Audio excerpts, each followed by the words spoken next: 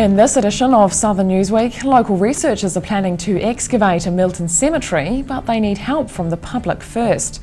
City Hall backs a new project that aims to reduce food waste and your weekly grocery bill. And hundreds of thousands of dollars are set to boost a much-loved local attraction.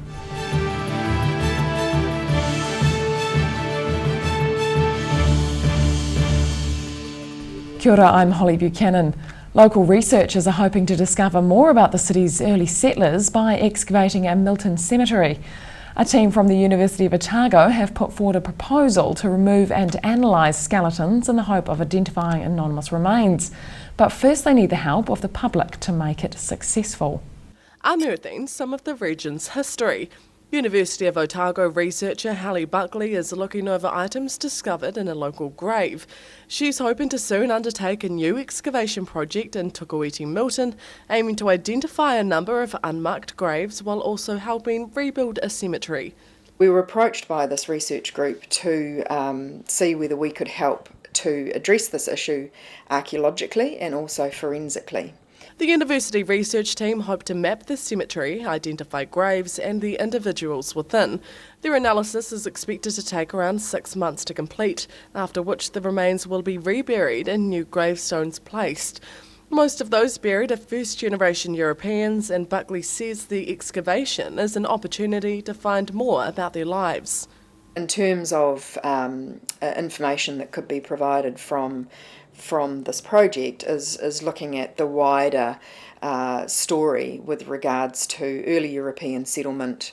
What was the biology of these people? What was the diet of these people? The researchers were approached by local community group Tukumairero Project 60, who have asked for help in restoring their cemetery. They've also provided a list of almost 70 names they hope the research team will be able to identify. Buckley says it's a task that will be made easier with the local community's help. We're very interested in hearing from people who know that they have ancestors buried at this cemetery, with the view to potentially helping us with identification, because we could potentially do that through DNA. The team will be holding a public meeting next month to hear any feedback on their plans and hopefully cease any concerns. If given the go-ahead, excavation will begin at the end of the year. Annabelle Dick, 39, Dunedin News. A group of local public transport users are getting in early with their thoughts on a proposed new central city bus hub. The Otago Regional Council is yet to begin consulting on the project, but the advocacy group is growing its numbers in preparation. And members say they'll be ready and waiting to give their feedback when the time comes. Getting an idea of what's to come. Members of the city's bus users support group have been discussing a proposed new central bus hub to be built on Great King Street. While the idea isn't yet set in stone, group convener Peter Dowden is keen to start the public conversation early. Today we just wanted to show people where the bus hub is going to go and then gather a list of what features people want the bus hub to have. We hope to be able to assist the regional council influence their design process and be in at a very early stage. The Otago Regional Council is yet to begin consulting on the proposed hub, but Dowden says getting this group together is about being prepared for when it happens. Already he's been in talks with council staff, but says he's well aware everything is very much in the planning stage. And lots of informal discussions with the council. They've told us what their general ideas for the bus hub are, but they've been very careful to point out that none of what they've told us so far is sort of official or finalised, and we accept that, and we don't want to press them on that matter. Dowden says he's keen to see the council take a light-handed approach to the central city hub, creating a functional yet inexpensive space for users and ratepayers. He says transport hubs can become unpleasant and poorly maintained places, but he has high hopes for what could be created locally. We want ours to be quite the opposite of that. We want it to be a very light, airy, very open place that people feel very safe and comfortable in. It helps being located right outside the police station, so we think that'll be quite positive for people's feelings of security. The council's latest draft transport plan states the new hub will be integral in ensuring the success of a proposed new bus network. With all things going to plan, construction is projected to begin as early as 2018. Ruby McAndrew, 39, Dunedin News. Members of the Dunedin City Council are backing a new initiative to help reduce food waste in the city. The Love Food Hate Waste program was launched to inspire people to think about the amount of food they throw away and the environmental impact. And it could help residents reduce their grocery bills. Tips for the pantry and the pocket. A new online initiative aimed at helping the public reduce food waste has just been launched nationwide, and already it's getting the seal of approval locally. It's all about stopping and thinking about what food we're wasting, buying what you need rather than what looks good, and also considering how you dispose of waste and how it can be used. How you can use food a lot better. The Love Food Hate Waste website features tips and tools on how to better use food and cut down on waste. The Dunedin City Council is one of almost 60 councils nationwide collaborating to deliver the initiative across the country. Wilson says a series of planned food events to be held locally will help extend the message even further. There's going to be a cooking exhibition by Judith Cullen showing how you can use food that's getting near its use by date and using a whole cabbage properly, rather than generating waste, which is none of us should do and none of us should want to do. We work far too hard to get our money in the first place. The average Kiwi family throws around 3 full shopping trolleys of uneaten food into the bin each year. That's more than $560 worth of food going to landfill. In Dunedin alone, $26 million worth of food is wasted each year, something Wilson says not only hurts our pockets, but our environment too. Anything that breaks down as biodegradable causes us problems in the landfill. They generate heat, generate gases which we don't like to generate. We have to pay for them.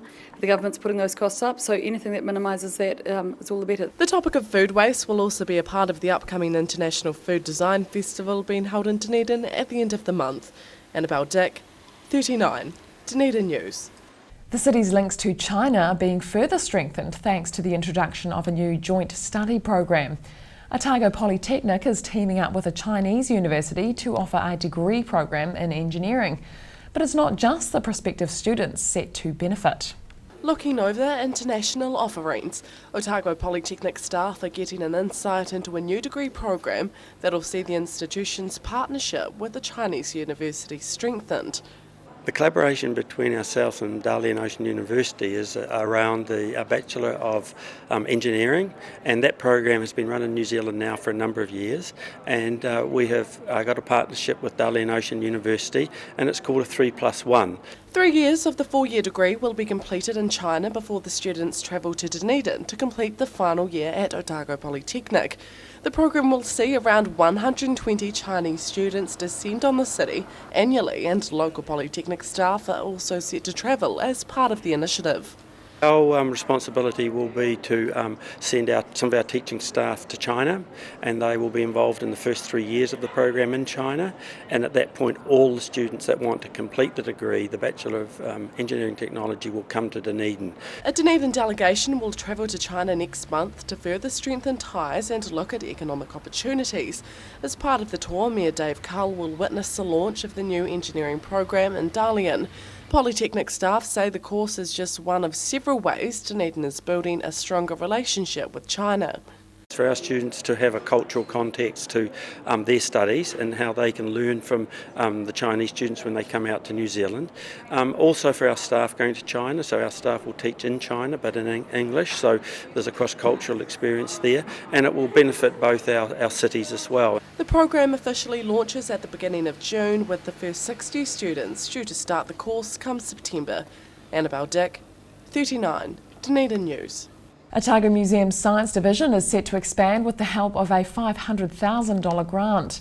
The Otago Community Trust has allocated the money towards an upgrade of the museum's Discovery World, and it's all in an effort to make science more accessible to the community. Testing out the facilities, Otago Museum staff are getting a look at the current displays before they start the rebuild to create a multi-million-dollar science centre. Last week we heard that the Otago Community Trust had given $500,000 towards the complete upgrade and renovation of our hands-on science centre Discovery World. So over the next 18 months we're going to basically rip it all out and replace it with some fantastic new hands-on activities. The $500,000 grant will be a sizable chunk of the $2.5 million upgrade. It will include 50 interactive displays, a discovery den for young children and a mobile exploration station.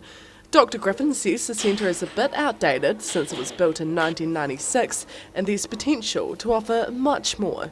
We want to try and transform it and make it much more relevant to the young people coming through the doors today. So we're working really hard to find some truly inspirational exhibits on all sorts of science, from light to the human body. Otago Museum is on a mission to become the country's leading science centre. The recent additions of a planetarium and beautiful science gallery are part of the effort to achieve that goal. Dr Griffin says with the new projects, staff are hoping to engage local children in science and technology even more. Engaging young people with science, but not just science, arts, maths, technology and engineering, that's really important because if they get excited about it, they'll want to go away and learn more. They might want to go to university, and then when they've got their degree, come back to Dunedin and set up new businesses and hopefully generate wealth for the local economy. Construction will begin at the end of winter and is set to be completed in October next year. Annabelle Dick, 39, Dunedin News. Still to come on Southern Newsweek, 3 of our own get a shot at the big time after being invited to show their collections during New Zealand Fashion Week. And a health report from the UK says yes to a high-fat diet, while a local professor says no.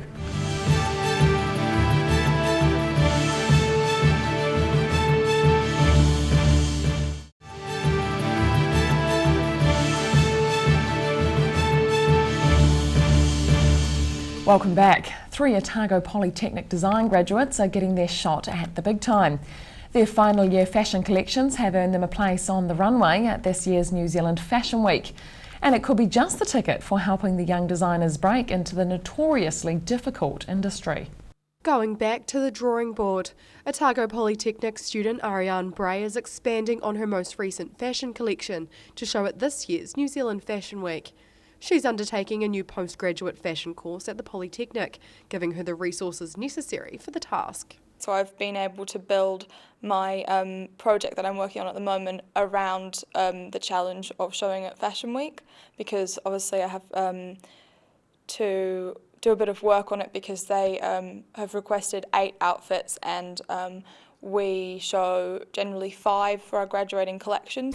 A collection by fellow graduate Kenya Quinn has also been selected for the upcoming show, incorporating a selection of soft hues. Classmate Julia Palm's work will also hit the catwalk, showing her inspiration from New Zealand's punk culture, with human hair woven through garments.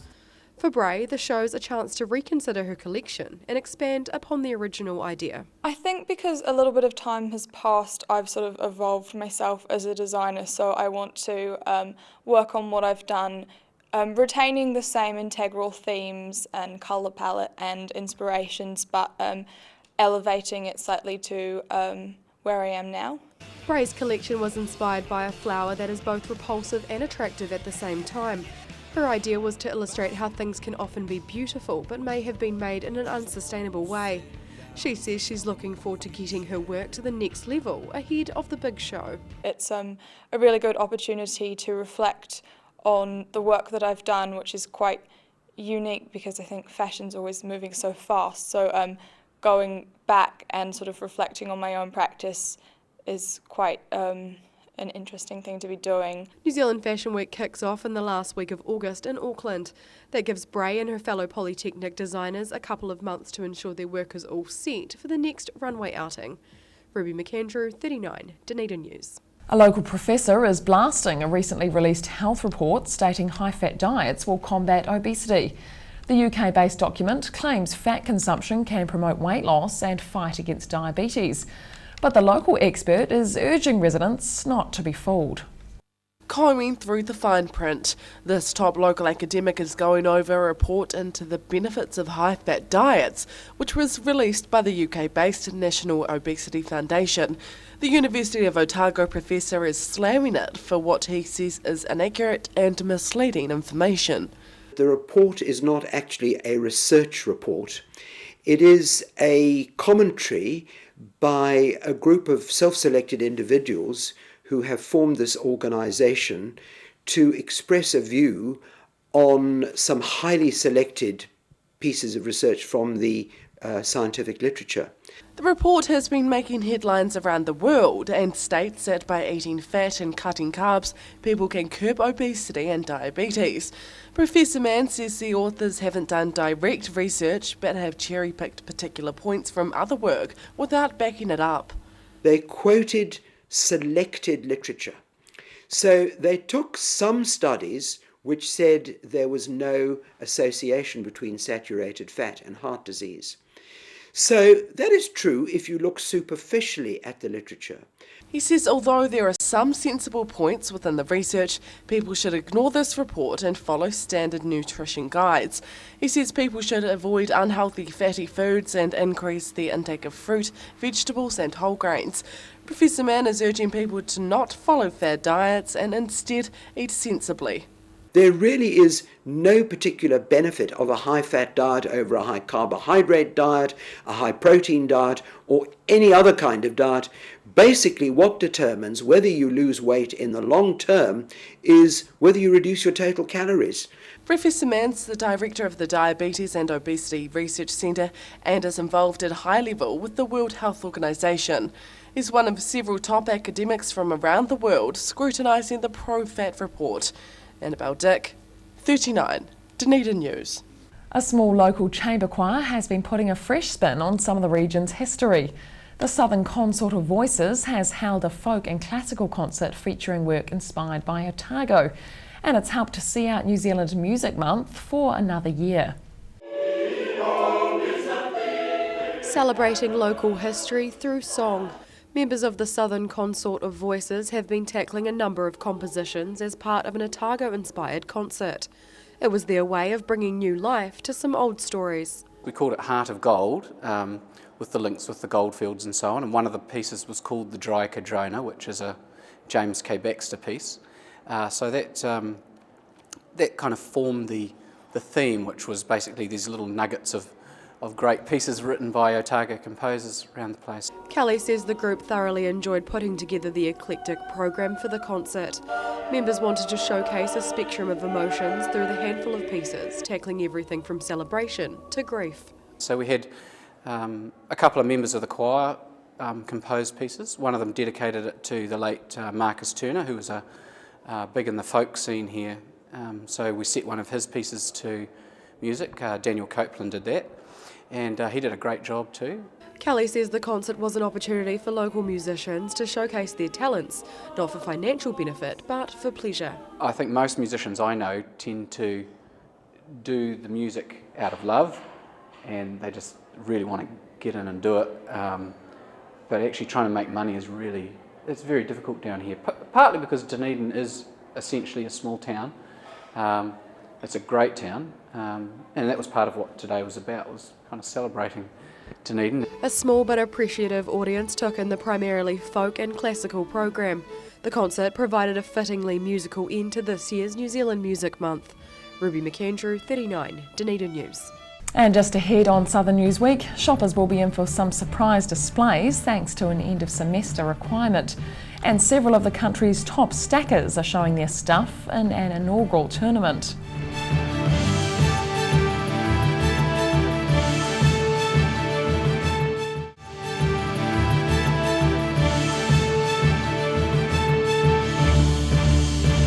Welcome back. Dance students at the University of Otago are preparing for their end of semester public performances.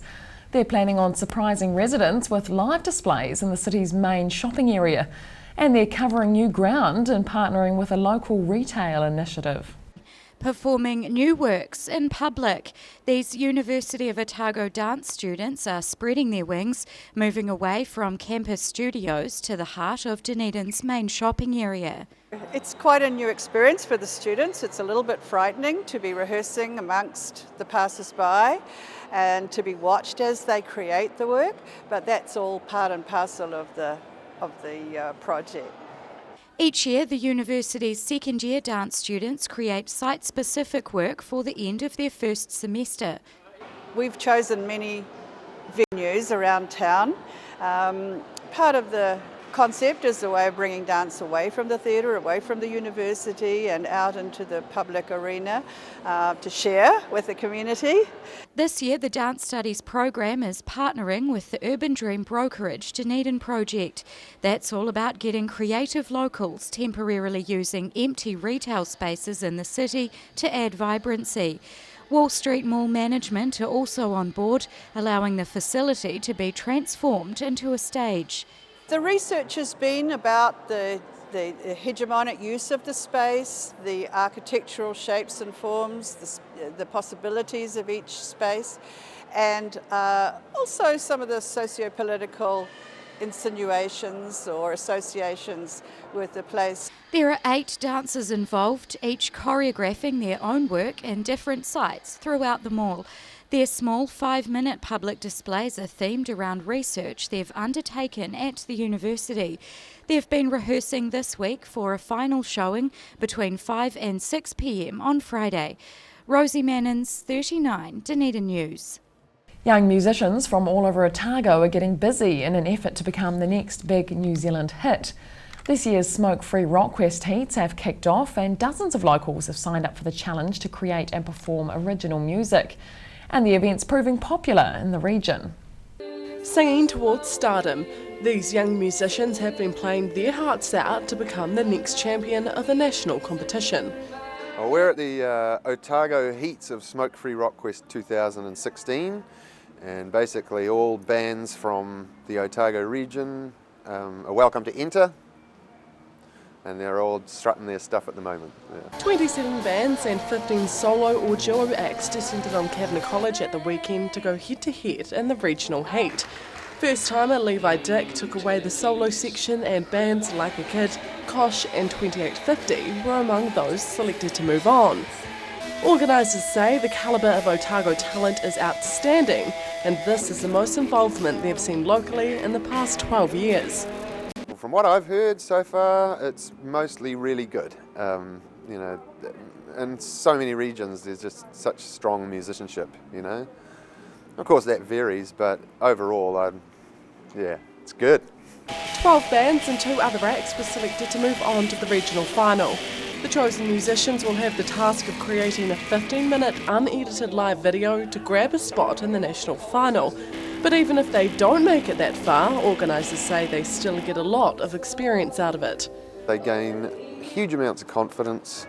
It's just a fantastic experience to play in front of their peers. A lot of friendships are made, a lot of new bands are formed. People meet other people from around the country. Regional events will be running until the beginning of July, and the national final will take place at the end of September. Annabelle Dick, 39, Dunedin News. And finally, a relatively new sport is making its presence known in the south. More than a dozen competitors spent some of the weekend taking part in the inaugural Southern Sport Stacking Tournament. And with several of the country's top stackers competing, there was plenty for newbies to aspire to. Combining speed and accuracy. For the first time, the World Sports Stacking Association has held a tournament in the South Island. While entry numbers were relatively low in this Dunedin contest, there was plenty of top talent on show. So we have 5 black stacks here today. There's Ben Lovelock, who's been to 3 World Championships, Caleb Arthur, who's also been to 3, Ben Flighty, who's been to 3 as well, Caleb Smith, who's been to 2, and William McLaughlin, who's been to 1. While this was the first Southern competition, the sport has had a foothold in New Zealand since 2008, when a national tournament was founded. For this competition, participants had to stack and unstack 12 plastic cups in a predetermined sequence, although they got a few tries at it. They got to the judges' table and they have 2 warm-ups, and then they have three attempts, and the best one out of that one goes through as their time. And they're pretty much just trying to beat their own time. It's you're always trying to beat your own time and get the best you can get. Just 13 people registered for the inaugural event, but Arthur's expecting the number to grow in coming years, particularly as more people learn about the activity. A lot of schools have been buying cups, so yeah, we're hoping that this really kicks it off. She's stacked competitively for more than 6 years, but now is happy to run the competition side of things. As a former contestant, she's also on hand to give out advice and encourage others to work hard and improve. It can be quite hard to get a fumble-free run, but if you just do a lot of practice, it kind of you get there and you just got to keep going with it. Local competitor William McLaughlin took out third place in the singles competition, while fellow Black Stacks Caleb Arthur and Ben Lovelock won the doubles. Ruby McAndrew, 39, Dunedin News. And that's all for this edition of Southern Newsweek. Remember to check us out on Facebook, YouTube and Twitter, or you can take a look at our website at dunedintv.co.nz. I'm Holly Buchanan, thanks for watching.